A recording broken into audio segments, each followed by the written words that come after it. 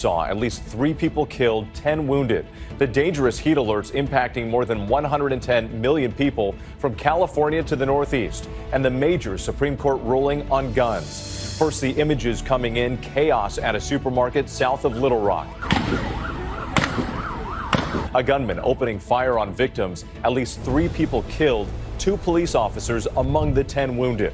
Customers running from the store, and what we just learned about the suspect late today. Pierre Thomas standing by.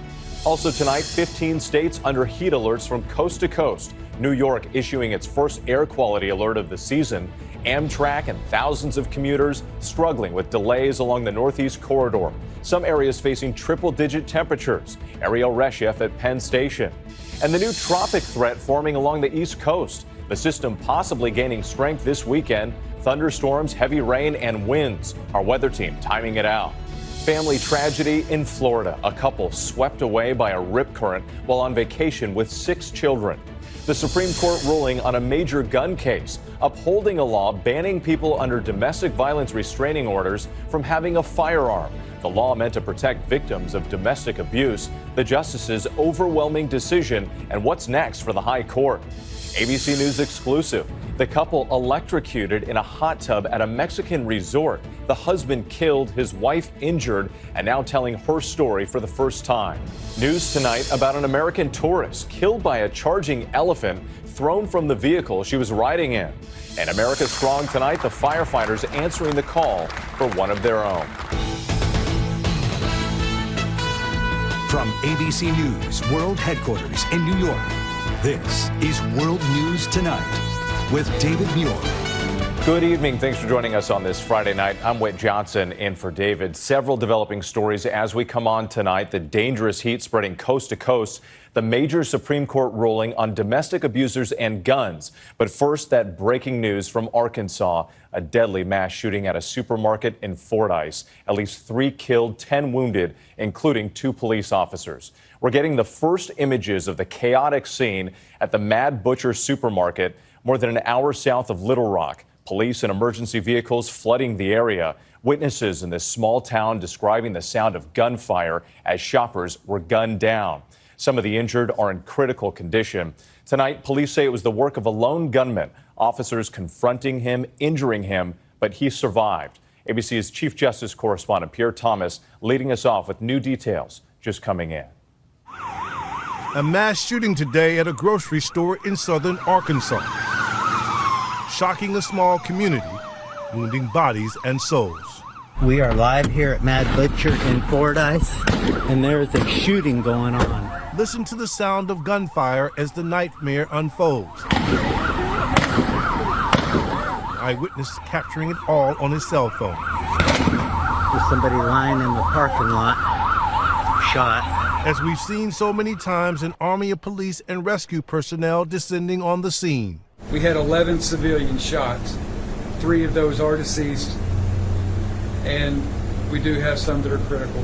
2 police officers injured in an exchange of gunfire with the suspect.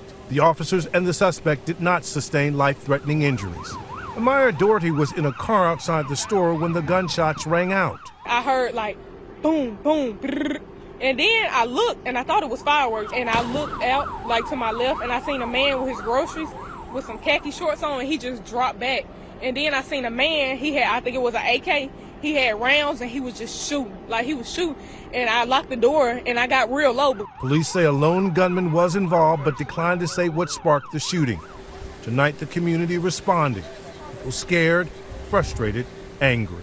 I have people that I talked to that was in there, and man, they're traumatized. This is something scary. This is something new, like for all of us. So when I come to Mad Butcher to get some lunch, I'm coming to get some lunch, not to be worried about our lives.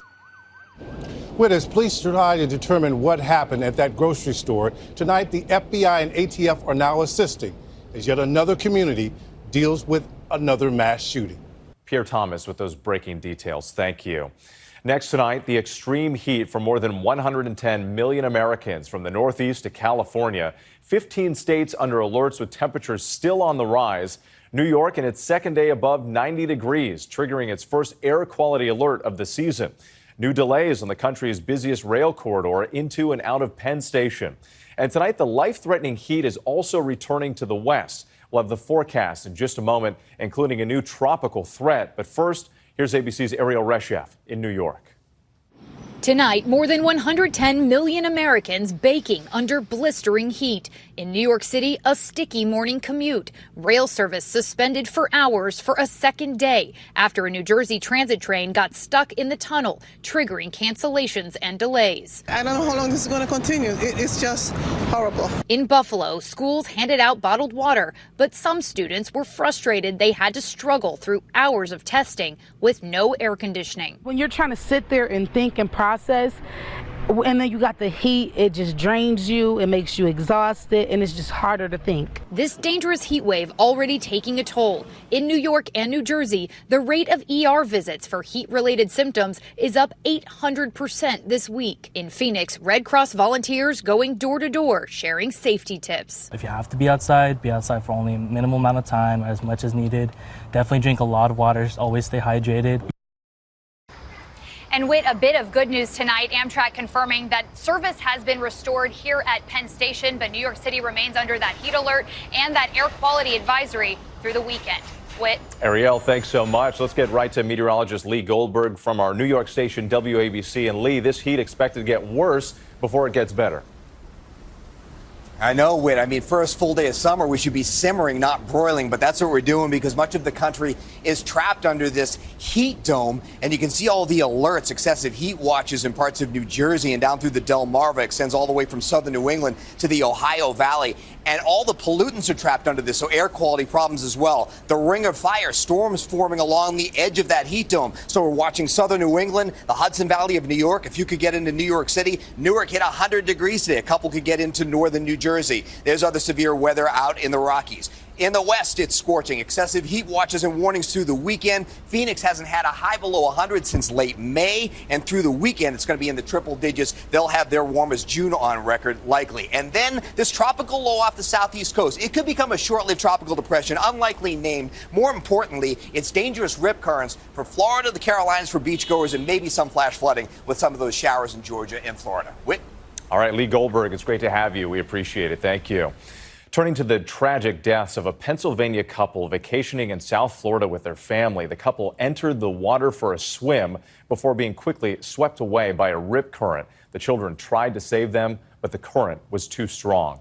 ABC's Victor Oquendo in Florida tonight. Tonight, tragedy at this Florida beach. A couple caught in a rip current while swimming with their children, drowning after being swept away. And they stepped right into a riptide, according to our witnesses, and immediately were taken over by the power of the ocean. Authorities say 51-year-old Brian Warder and 48-year-old Erica Wishard were visiting Hutchinson Island in South Florida with their 6 mostly teenage children from previous relationships. Around 1:30 Thursday afternoon, the Pennsylvania couple and 2 of the teens decided to go swimming, a red flag warning in effect at the time. Officials say the group was pushed away from the shore in a matter of seconds, the 2 children breaking free from the current and attempting to help, but forced back to land. Our lifeguards were able to get in, find the 2 victims approximately 100 to 125 yards off the beach. First responders performing CPR on the beach before racing the 2 adults to the hospital. They did not survive. The incident, a terrible reminder of the importance of ocean safety. Stay calm, try and signal lifeguards if you can, and then don't fight current because it's a pretty strong force. And if you were ever caught in a rip current, do your best to stay calm and actually let it take you out to sea until you're able to start swimming parallel to the shore, then at an angle, and then back to safety. Whit? Potentially life-saving advice. Victor, thank you. Now to the reaction coming in after that major ruling from the Supreme Court upholding a gun ban on people who are subject to a domestic violence restraining order. It marks a significant turn for the High Court after more than a decade of expanding gun rights. ABC's Terry Moran at the Supreme Court tonight. At the Supreme Court today, a rare victory for advocates of gun safety laws. By a vote of 8-1, the court upheld a federal law aimed at keeping guns out of the hands of domestic abusers, upholding a law that prohibits people who are subject to domestic violence restraining orders from possessing a firearm. Chief Justice John Roberts, writing for the majority, we conclude only this: an individual found by a court to pose a credible threat to the physical safety of another may be temporarily disarmed consistent with the Second Amendment. The case centered on Zaki Rahimi, a Texas drug dealer with a history of domestic abuse who was arrested after a shooting spree and charged under federal law with possessing a firearm while under a restraining order. Rahimi's lawyers argued the Second Amendment guaranteed him the right to have a gun. But the High Court ruled that the Second Amendment has limits, and on this issue, it can be a matter of life or death. The statistics are clear. A woman who lives in a house with a domestic abuser is 5 times more likely to be murdered if that abuser has access to a gun. Today, Lachey Crechan is lucky to be alive. The 45-year-old mother of 2 was shot 5 times by her ex-boyfriend in front of her daughter. They listen to survivors. They listen to us. Because it's not a day, a minute, or a second that we don't think about it. Justice Clarence Thomas, the lone dissenting vote, warned that today's decision could be the start of a slippery slope and contradicts a major Supreme Court ruling in 2022 that held that new gun laws must be consistent with this nation's historical traditions of firearms regulation. Thomas writing, "Not a single historical regulation justifies the statute at issue, therefore I respectfully dissent." But Chief Justice Roberts argued that today's decision was based in history, in tradition, but also in common sense. Since the founding, our nation's firearm laws have included provisions preventing individuals who threaten physical harm to others from misusing firearms. This is turning out to be a truly consequential Supreme Court term. Today's decision shifting the court's direction on the Second Amendment, and still to come, that major abortion case out of Idaho, the first test of a state abortion ban since the court overturned Roe versus Wade 2 years ago. And then the biggest case of the term, Donald Trump's claim that because he was president, he has absolute immunity from any criminal prosecution for his actions to overturn the 2020 election. Whit? Those major decisions still ahead. Terry Moran for us, thank you so much. Next night, Donald Trump's lawyers challenging the appointment of special counsel Jack Smith to his classified documents case. Defense attorneys accusing Attorney General Merrick Garland, who appointed Smith, of setting up a, quote, shadow government to prosecute Trump because Smith was not confirmed by the Senate, even though that argument has been rejected in other cases. The hearing is further delaying a possible trial. New campaign reporting show former President Donald Trump eclipsing President Joe Biden's fundraising edge. The Biden-Harris campaign and the Democratic National Committee together raised more than $85 million in May, while Donald Trump and the Republican National Committee raised $141 million on a surge in contributions during Trump's hush money trial and felony conviction. And a reminder, next Thursday night on ABC, you can watch the CNN presidential debate simulcast. The night all starts at 8 p.m. Eastern with the ABC News special Race for the White House with David Muir and the ABC News political team. Again, that's Thursday night on ABC. And next year tonight, the ABC News exclusive with the wife of the man electrocuted in a hot tub at a resort in Mexico. She was seriously injured but survived, and she's now speaking out for the first time about the painful ordeal, how she learned that her husband had died, and why she says this never should have happened. ABC's Matt Rivers with her story and the video of this disturbing incident. Tonight, new details about this horrific incident last week at a Mexican resort. An El Paso man killed after being electrocuted in a hot tub. His wife severely injured alongside him, speaking exclusively to ABC News. How strange is it to be talking about him in the past tense? I still can't believe it. Zambrano and her husband George Guillen taking these pictures just before getting into the hot tub. Moments later, painful electric shocks shooting through her body, temporarily paralyzing her. The shocks were so strong and unbearable that I prayed to God and I said, God, I'm yours. And then this terrifying scene. Liz says she was unconscious for 5 minutes. This video now part of the investigation. Liz pulled out of the hot tub without a pulse and later medevaced to the hospital. She overheard nurses speaking in Spanish. One of them says, no, su esposo no la hizo. What does that mean in English? Her husband didn't make it. Zambrano now suing the vacation rental company they booked with called Casa Go, claiming negligence and wrongful death, saying someone needs to take accountability. Because I feel that this could have been prevented. The lawsuit claims Liz's husband was electrocuted and drowned underwater for 10 minutes, and that at no time prior did the defendants seek to engage the emergency shutoff. Casa Go is denying responsibility, saying in part the homeowners association is responsible for all common areas and that Casa Go, a vacation rental company, is not involved in any management or maintenance of the resort. And ABC News has asked the homeowners association for comment but has not yet heard back. The lawsuit, meanwhile, alleges that all of this was caused by faulty wiring, though that is still under official investigation. Matt Rivers for us. Thank you. Also tonight, an Oklahoma father of 2 arrested in Turks and Caicos for having bullets in his luggage will see no jail time. Ryan Watson going home, given a 1-year suspended sentence and a $2,000 fine. Watson is one of 5 Americans recently arrested with bullets, potentially facing a 12-year sentence. 2 of the Americans were already spared jail time, and tonight Watson is going home as well. Well, a new delay for the return of Boeing's Starliner spacecraft. It blasted off 2 weeks ago on its first crewed test mission to the space station, but its return is now being postponed for a 4th time. NASA says it wants more time to review test data.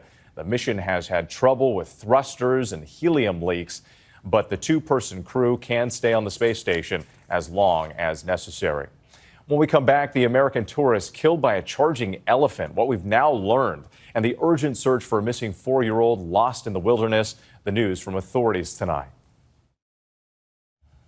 Tonight, we're learning about an American tourist killed by an elephant in Zambia. Authorities say the 64-year-old woman was trampled when the elephant broke from a herd and charged at a vehicle carrying tourists, throwing her to the ground. It's the 2nd such attack this year. And the urgent search for a missing 4-year-old boy lost in the wilderness in Fresno County, California, is over. Christian Ramirez surviving the night. He disappeared yesterday morning while camping with his family. A rescue team finding him nearly 24 hours later, saying he was hungry and tired, but otherwise okay. The family reunited. When we come back, the urgent recall for more than 500,000 portable battery chargers at risk of fire. To the index now, Costco recalling 567,000 portable device battery chargers over concerns they could overheat and cause fires. The company receiving 120 reports of the MyCharge Power Hub all-in-one overheating while charging. They are also blamed for at least 2 house fires. Owners are warned to stop using them immediately. Free replacements are available from MyCharge. And they are celebrating in Boston. More than 1 million Celtics fans turning out to cheer on the new NBA champions. In true Boston fashion, the players riding duck boats through the city. Congratulations to Boston. When we come back, the beloved fire battalion chief and the emotional surprise during his personal battle. ABC World News Tonight with David Muir, sponsored by Vivguard and Vivguard Hytrulo. Finally tonight, America Strong, the fire battalion chief battling cancer, arriving for his last round of chemo, and the firefighters answering the call. 42-year-old Brandon Wilson knew this day would be special. The veteran Corona Fire Battalion chief finishing his final chemotherapy treatment after a 6-month battle with Hodgkin's lymphoma. But the real surprise came before. Wilson, with his wife and 2 kids, greeted by more than 50 uniformed firefighters from across Southern California. Tearful hugs and congratulations on handwritten signs. It means the world, you know. We did it because we love our brother. He's been with us for about 19 years, made a dramatic impact on all of us, and we wanted to be here and support his last day of chemo. Fist bumps down the line as Wilson met with beaming faces, the community's support behind him. Being a firefighter, you have to show up and be able to overcome adversity. The only difference in this situation is we're used to solving problems on our own. He needed to rely on a larger network to solve this problem. Forever grateful to the many men and women taking a moment to celebrate Wilson's recovery and the life ahead of him. There's brighter days for sure ahead. Brighter days than that special moment. Thanks so much for watching tonight. I'm Wade Johnson in New York. I'll see you on GMA in the morning. For David and all of us here, good night. Thank you for making World News Tonight with David Muir America's most watched newscast.